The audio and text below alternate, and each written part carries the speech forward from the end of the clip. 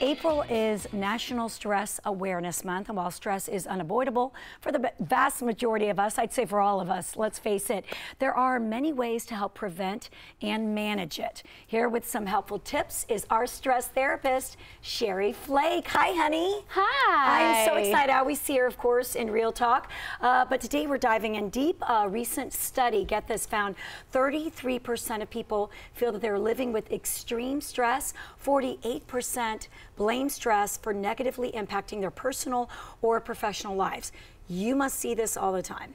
I do, but I mean, yes, I see it in my practice, but I mean, we kind of see it even in our personal lives. I mean, we're moms. Yeah. I mean, that alone, that one role can be stressful. And a couple of the things that we do in our lives, we kind of, as Americans, we kind of value weird, stressful things like being busy and being productive and no sleep. And we kind of have to change that too, you know, just exacerbates it. It really does. And I love that, you know, we're going to talk about things that we can do to eliminate the stress. I know some of us were so used to maybe feeling like, well, I actually thrive on it. I do best on it, but it doesn't have to be that way. How does it impact our overall health? Okay, so this is super cool. I love this question because there's a study out of University of Wisconsin in Madison, okay, and they took 29,000 people. That's so many people. It is. Okay, and they asked them two questions. Are you ready? I'll ask you. Okay. In the last year, did you have a little bit of stress, a moderate amount of stress, or a lot of stress? In the last year, a lot of stress. Okay, and do you think that stress affects your health in a negative way? Yes.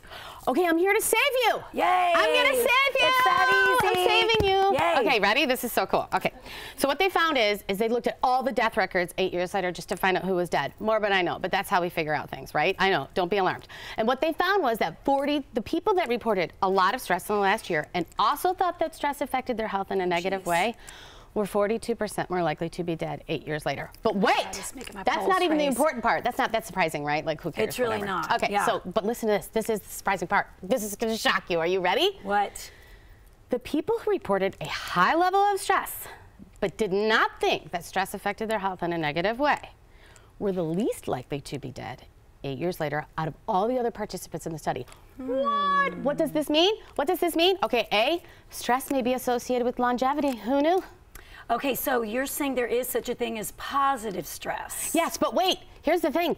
That means that we have to think about how we think about stress. Right. Just the thought that thinking that stress affects your health in a negative way is killing you. Yes. Okay, that would make it the 15th leading cause of death last year. It killed 182,000 people in the United States simply having thoughts. Here, you got this, girl. Yeah. Right. Okay, but there is positive stress. I mean, coming in here this morning, I could have been like, right. I mean, these guys make it look really easy. It's not that easy to be here.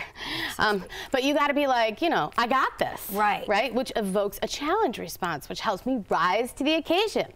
Ah, I like that. So it's a challenge. It makes a different cocktail in my brain. It's about flipping the switch in your brain, kind of renaming it. You're renaming stress. Totally. Yes. Okay. So it's stress, but it's like it's a challenge response. It doesn't have to be so scary. Okay. So if my next question was, how are we going to prevent it?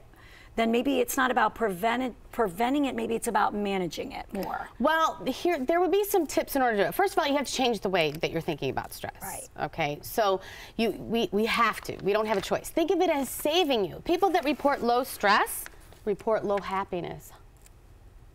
If you ain't stressing, you ain't living. I mean, think about your most stressful times. You were pregnant, you bought a house, you graduated from this, you did this. I mean, like, are those all bad things? No. No. Right? So people, you know, you got to think of it that way, you know. I love that. Okay, so what else do we need to know? Like, what else can we do to kind of, again, change the way that we get the focus off of you. Stop thinking about you and how busy you are and how stressful you are. And goodness, please, stop saying, can you believe it's spring? Can you believe it's summer? Can you believe it's winter? Can you believe, yes, I can't believe it. Be where you are, okay? I can believe it. You've been there. Right. Okay, believe it. Right. Okay, but you could also take the focus off of you. People that have, yes, a really stressful incident in their life are 30% more likely to, you know, be dead 5 years later. But if they were assisting someone or helping someone during that time, if they reported that they were caregiving in some way, even if that caregiving added more stress, right, that completely erased it. is gone. Wow. Okay, so that's really good news for social workers, for teachers, for medical, I mean, for mothers, for people that are caring for other people. So it's not necessarily ruining your life. It's not so bad. Right. Well, how would we know if we are beyond normal and that we really do need to get some help? Well, in my business, we always say if it's affecting your life in a negative way, but think about prevention. Right. I mean, if you start to feel bad and it feels good to reach out, I'm here for you. You can go to my website. I have meditation classes. You can come by me. I'm writing a book, you know, on how to do it, you know, for real people, not monks. Yes.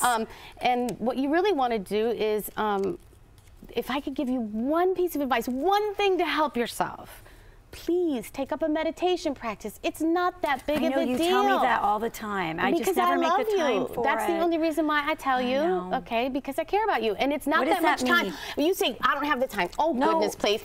You were looking at someone's wedding from New Jersey yesterday on Facebook. You got time. Oh, I was like, was I? Yep, you're right. No, I was reading on my birthday wishes. I have time. Oh, see, that's so good. You got to real quick, before we wrap, is there easy download an app? How do we meditate? Okay, this is the simplest thing. Okay, you can do this. This is so, so simple. Your job is to sit in a comfortable space for 3 minutes, 5 minutes, not that many minutes. I got that. Okay, just 3 to 5 minutes. Set on a little alarm that's not alarming. Sit for 3 or 5 minutes and remain completely still. And your job is remain still. Focus on your breathing. You've been breathing all day without thinking about it. You don't need to get it changing or anything like that. Okay, you just notice that you're breathing. You're observer of breath. Okay? Okay. And the third thing is that when you space out, because your brain's going to find it real boring in about 10 seconds, it's going to want to do something else, maybe 5 seconds. You bring it back to the breath. And that part of your brain, every time you redirect your thoughts back to your breath, you strengthen these little fibers in your brain. They get stronger and stronger, and they soothe. I got to try this. The part of your brain that's going, oh, I'm supposed to go on Atlantic Company today. Right. That. Or this morning, I was like blaming Kate. I just had your folder, and my mom was even like, geez, I heard her say geez. Right. And guess what? I put Kate's folder in Caroline's, so it was actually my fault. But I was getting everybody all worked up. See, what ends up happening is it kind of spills over. So sorry, Mimi. Yeah, it does. Sorry, Mimi. I know. I must say that all the time, too, right? Everybody. Mimi, I'm so sorry. I know. I'm so sorry. Okay, I'm going to apologize, and I'm going to meditate when I get home. I love you so much. You got this. I love you. You can do this. I love it. I love it, Cheri. Thank you. And from stress to confidence. Coming up next in Real Talk, we're discussing the 5 things parents should do to help their kids find that happy balance of confidence in all that they do. There they are, coming up next in Real Talk. When you take a deep breath, they need to